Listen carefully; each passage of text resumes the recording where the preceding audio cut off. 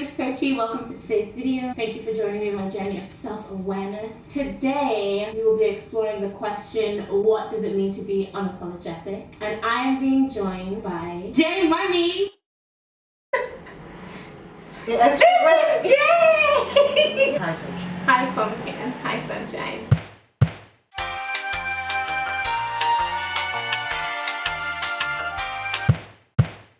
What does it even mean to be unapologetic? Because people love to say that, I'm so unapologetic, but what does that even mean? I don't understand what you're saying. Right. And Jay and I approach things from very different, unique angles. And so I think it would be nice to have a conversation where we can see where those different angles balance out. Yeah, for sure. Yeah. I think there's some truth in the way that everybody expresses unapologetic. But me, I'm a logical person, so I like to take it back to the root. Like, what is the definition? I'm a logical person. I like to take it to like, what is the definition? Why did we start saying it so much? How did our culture wrap their arms around that word and start demanding it for themselves? Okay. Maybe we can start by each defining what unapologetic is to us. Are you looking at a dictionary? Yeah, I was going to look up the dictionary, which I know. But when you think about it, when you, Jay, think about what it means to be unapologetic, like without the dictionary, like not what you're doing right now. Mm-hmm. Yeah, that I'm doing still. What comes to mind? Wow. This looks like it changed last time I looked, but what does it say? Not apologetic, okay. Thanks, or being such without apology. Yeah, you see, they just defined like un and apologetic. Thank you. They didn't actually get into the nitty. Well, before it said that pretty much doing something unknowingly, and that made it unapologetic. That's the first definition I looked at. Unknowingly, like ignorantly? Yeah, almost. But I understand why that would not necessarily make sense, because to be apologetic, you would know that there's something to apologize for. Exactly. Either way, you're aware. But that's the first thing. I think it's actually knowing, being very knowing of how you're not apologetic. Yay! I like this. Do you like it?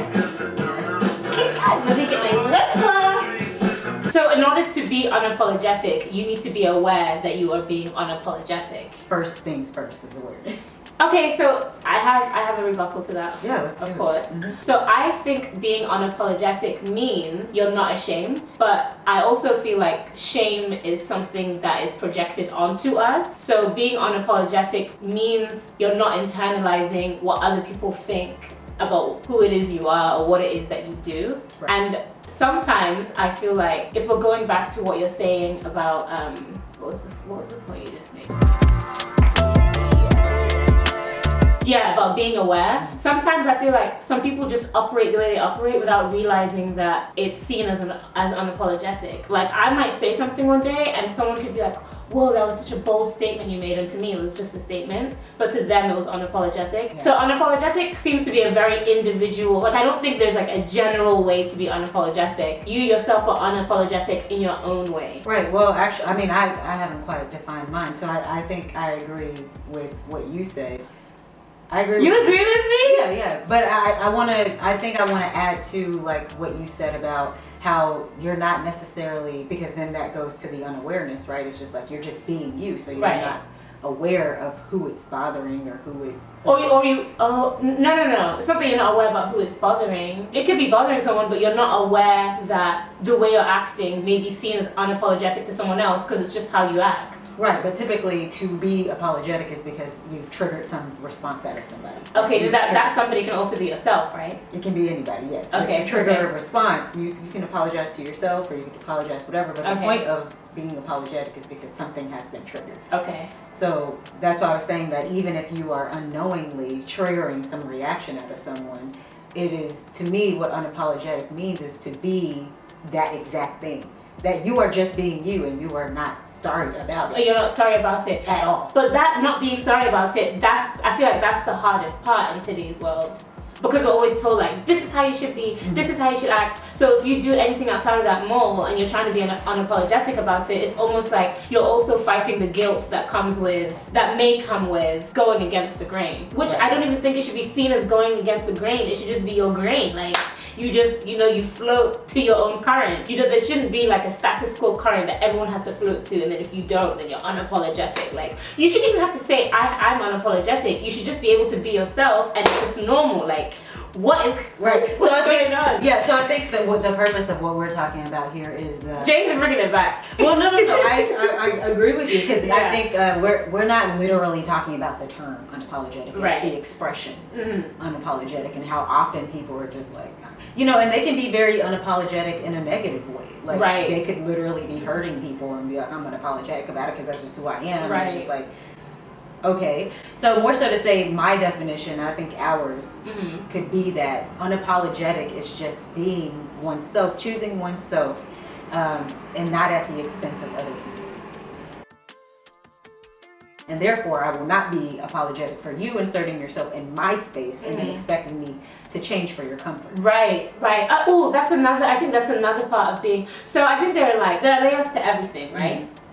What? Did I just say there are layers? There are layers to everything, and I feel like being unapologetic online, which I think a lot of people are great at being unapologetic online, but then there's also being unapologetic like in real life, like in praxis. I feel like a lot of people are good at being unapologetic online. When it comes to actually being unapologetic in real life, they're not. So I think what I'm trying to do for myself, at least, I try to do little things in my life that prove to me that I am like living my truth in an unapologetic way. Example. Okay.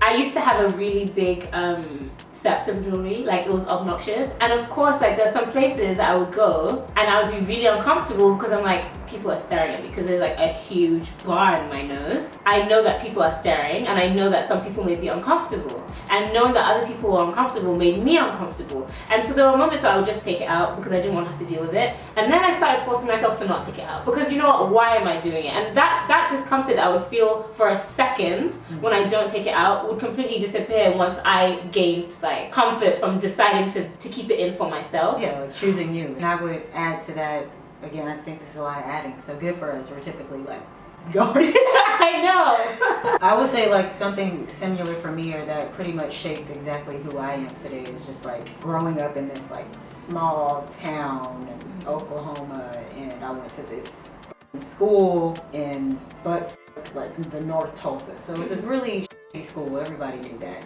But it was predominantly black or POC. Oh really? Oh yeah. Okay. With that being said, there was a cultural expectation, right? When you go, like that's the thing, it's like it's beautiful to be around your culture until your culture is the one that's suppressing you. Oh, I see where you're going. So it's like, great, I have this skin color, easy, right? No, because there's so much more to us, right? Right. Many like black layers. people aren't monoliths. No, we have so much, right? So me and my twin, we were heavy into rock music. Like we loved rock music. Our aesthetic was rock music. Just everything we did. But with that, also made us very inclusive to everybody, because like people associated rock music with like this like white people melancholy. Oh, I see. But it actually wasn't. It actually was the kind of things that in your black home you couldn't talk about. They talked about that in their songs. Like, they talked about depression. They talked about expression. Outwardly, it looked like just like you want to be white or you want to whatever. Right. That stuff. Yeah, like that's how we were looked at. But for the most part, it was expression, and it was a calling out. Like, hey, this music that you're demonizing, I'm relating to it. So that means if you listen to the words, you might actually be able to feel or understand how I'm feeling. Right. So in that, more so to say, what was unapologetic about it was that even in being considered, demonic or, wanting to be white or not loving myself, it was actually the opposite, because in that I continued to be myself. Never turned down the music, never stopped dressing the way that I did, never stopped expressing myself. I just actually formed a group of people that accepted and loved me, and I was super content with that and moved on. Even if it was 3 people, 2 people, 1, it was always just like, yeah, I'm gonna choose myself. And I think that was beautiful at a young age. I'm proud of you for being able to do that so young, because I grew up in a home that was very indifferent. So it wasn't someone trying to tell me who to be, they just didn't care. I see. At all. So for me, I see. So there was no like box you had to fit in. No, not necessarily. Like, she was just really absent. Okay. So for the most part, she was so absent that I had that you can call it freedom. I just had space. And then I had my twin who was very much, you know, the same, so we got to affirm each other. And so the point, you know, just more so to say with that long ass story was just being so young and being able to set that foundation for who I am. Now a lot of people ask that, like, how did you get here? Why are you like this? You're this kind of person. It's like, it literally started at such a young age, is just understanding the importance of individuality and self-acceptance. There were so many other roads I had to go down, you know, with my sexuality, being masculine presenting, all those things. That was just, like you said, one layer. But that was the core for me. And that set me on to become more and more and more of who I am, and going against the grain and societal norms like tattoos and piercings and locks, all that continued and continued. And I still have a, you know, really great life and a really great job with it, and you can still benefit because, you know, they tell you that you can't. That you can't go on to do this and that because of it. And we grew up. The age that literally set that in foundation. We grew up, and now we're allowing, and now we're literally creating a culture that is normalizes unapologeticness. Well, they are authentically unapologetic, and even those people, even though they're not doing it when they're offline, it's that community online that is encouraging that aspiration to become actualized. And that's beautiful too. You have to start somewhere. It is. You do have to start somewhere. And you know, I also think like your situation, like I think it's incredible that you got to do that. And I think that there's a privilege in that. There's a privilege in that, just because I'm just thinking about like how, I don't want to say late because there's no correct time for this, but what kind of, I mean, I've always been unapologetic unintentionally, but I spent so many years trying to fight myself from being myself and feeling, and when I eventually tried to stop fighting, then I went 3 years of feeling guilty. And I'm just thinking like, oh God, if I didn't waste all that time fighting myself and feeling guilty, where would I be at right now? I'm glad at where I am now, but I think it's nice that we're creating a culture where, almost like paving a way where people know like you can be yourself and it's fine. Like yourself doesn't have to fit within this mold or that mold, or you don't have to do this in order to be respected, or, you know, because like I used to be so afraid of how people would view me, and I wanted to be viewed as like normal so that people would respect me. But if you don't respect me the way that you receive me, then it's just like a you. I'm gonna have to bleep that out. I'm annoyed. But there's no other way to say it. No, I agree. Like, I like how you pointed out, like, you fought yourself because you wanted to fit the standard. I wanted people to like me. I wanted to feel approachable. I wanted people to be able to relate to me. I just wanted to feel like accepted. And then I realized like it's so hard to be accepted by everyone because everyone's different, so you're really just running in circles trying to like turn all these plates, and they're crashing, and you're wondering why they're crashing. It's because you're not turning your own plate. You should be turning your own plate, just focusing on your, you know what I'm talking about, those plates are on sticks, and you're like and when you're yourself, you attract people who love you for who you are, and then your relationships are so much more authentic because they like you because you're you, and the only way to find those people that like you for you is if you're you. I think it's funny because yours was like fighting yourself when I was actually externally. So like my story sounds cool, right? It's like, oh, you're 12, 13, just being unapologetic, just being yourself. And it's like, actually, no, there was like a lot of adversity with that. There was a lot of people just picking at you and trying to fight you and all this shit. Because it's just like, hey, why are you being so different so loudly? But why can't we just fit into ourselves, and then our communities accept the way we fit into ourselves, and then we just like puzzle pieces, just lock into each other? Well, there's the why not is super complex, right? And we can break that down, but we know why, right? There's a bunch of just institutional racism and societal suppression and, you know, control. We get that part. But what is happening now is actually the undoing and the collapsing of all of those things. So there is no why not, it's when now. Wait, can you clarify? There's no why not what, and there's when what. So there is not a why not, why can't we? You know, you're saying like, why don't we? I see, It's when will we now? Because there is no why not anymore. Right, because we know it's going to. Exactly. We just don't know when it's going to. Right, like we're able to have these conversations right now to talk about our experience, and I'm 28 years old, so like we have years of this unfolding, and people literally, if I'm saying I was unapologetic at 13 and I'm 28 today, that means that 15 years of just of just full-blown paving roads and meeting more people, influencing people, being influenced by others, and that energy exchange has become, it's actually becoming more of us giving that, and now that is becoming the norm. It feels more organic. Exactly. Like it feels like it's integrating itself into the rhythm of life. It is our intention that is creating that energetic spread. It's not that we're trying to present as this thing anymore. Right, it's just we are, and that is why it is spreading. Before it was a look. Right. It was a cultural thing, it was a status thing. Today it is full blown a need, a yearn to get back in touch with ourselves. And now that we've arrived, or we are arriving, that intention is so much more stronger, so much more impactful, that it's literally tearing down decades of what was continued or considered normal. Right. Are you gonna put? Yeah, do you see what these knees do? I've spoken to people in older generations just to be like, why are you like this? They're like, why? And honestly, like, the consistent theme I'm hearing is there is something about normal that people like because it's easy and you just know. Like, it's structure and you don't have to really like do the work to figure anything out because it is what it is and that's what it is and we're gonna stick to it. And deviating from that means you probably either are gonna have to meet parts of yourself you haven't met before and that's scary, or you're gonna have to unpack you're gonna have to unpack everything you've learned and unlearn it, and that is also like work, or you're just scared. Is it Sunday up in here? Are we preaching the gospel? Amen and hallelujah. The church said amen. No, that is so beautifully put. So I just think we're the generation where we're not afraid to meet ourselves. Yes, which is why we go to therapy and normalize talking about therapy. We go to therapy to say, I don't know who the I am, can you help me? Can you help me? Also, I'm crumbling. Which actually you're not. I think I love when people talk about like destruction. I think about volcanoes, Oh, I love volcanoes. When they erupt and it's catastrophic, right?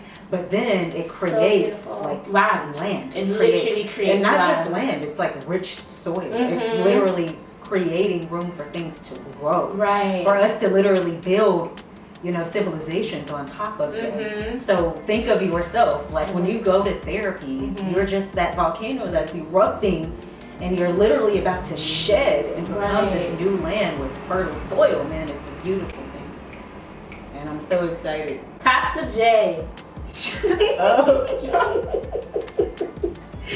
That's the thing, like nature literally shows us how to just be and unravel to ravel and how to fall into place. And we as humans, I think, we restrict ourselves from being able to grow in the ways that we can because we're so stuck on the emotion attached to it, like the fear or like being scared or being nervous or being anxious, which is like valid, right? But I feel like it's one thing to have those emotions and it's another thing to have those emotions and allow them to stop you from moving forward.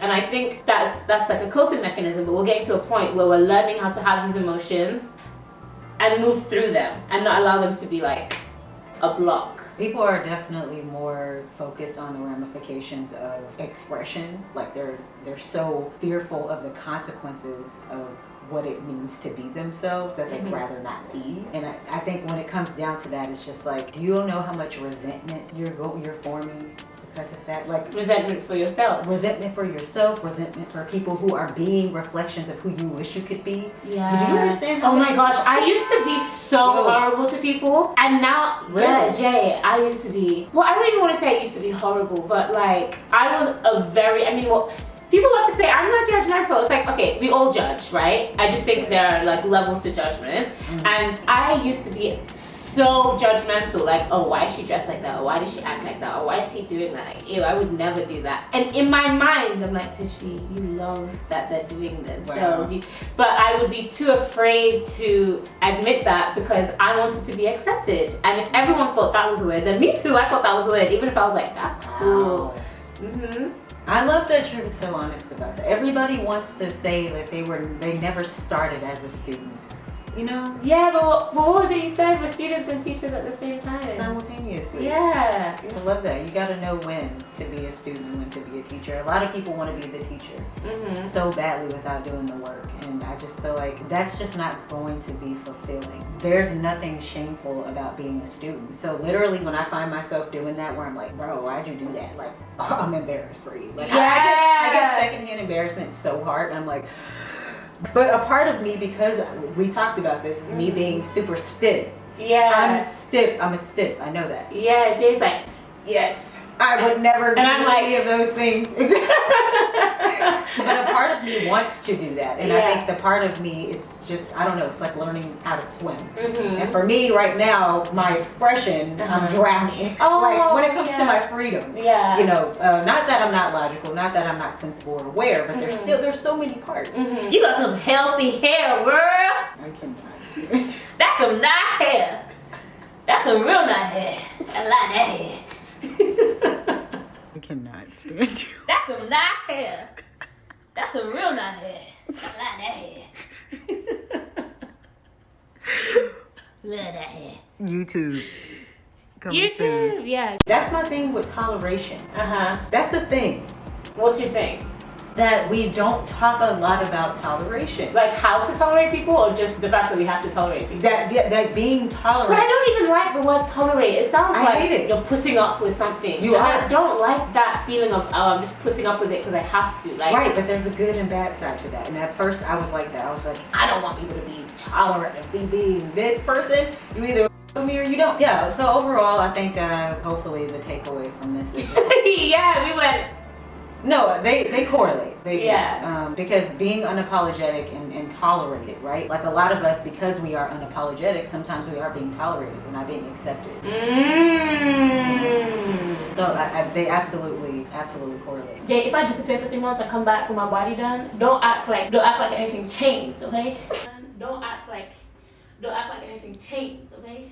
But more so to say is like why it's important for us to be unapologetic, how it can be helpful for you to be unapologetic authentically, but also understanding that with that you will be tolerated, you will be accepted, but the overall thing is not to be attached to the outcome of what it means to be you, but the benefit of feeling entirely you. Is it Sunday? Because you're preaching. I just cannot deal with it. I think this is a good place to end today's video. So I feel like this is where I have to tell you to like and share, subscribe and stuff. All right, well, happy Sunday. Thanks for... Oh yeah, happy Sunday. I put a video out every Sunday, 9 a.m. Eastern time. I told you, thank you for having me on your channel. It's a pleasure. I just love her. It's a pleasure. I love you too, Pumpkin. Until next time. Bye for now. Time is the measurement of what? Stay tuned for that. It was the video on how my church told me I had to step down when I told them I wasn't straight. Oh, my church did that too. Because you know, I'm sorry, but a lot of y'all be doing that, man. The wildest question is, what is reality? No, it's simple. What? Oh, this thing is also still recording! Oh, wow. I'm convinced. That's another thing, like religion. Of course we got it in. Wait, What I is that didn't with your like fingers? that. This is such an intimate high five. Is it It's really? like locking. It is what it is. Why? Like she was like, Jay! Oh, Like I don't like saying like, share, subscribe, because it's like, do what you want to do. Oh, I got that. No pressure, man. Like, but these conversations are good. So if you want to know when they're happening, you know, I'm just saying, like, turn on notifications. You know what I mean? Subscribe would be a good idea. Share with your friends. What's the difference between judgment and observation? judgment is like a forced opinion. Like, no, it's not. yes, it is. It's gonna be a sleeper. Huh? Is it gonna be?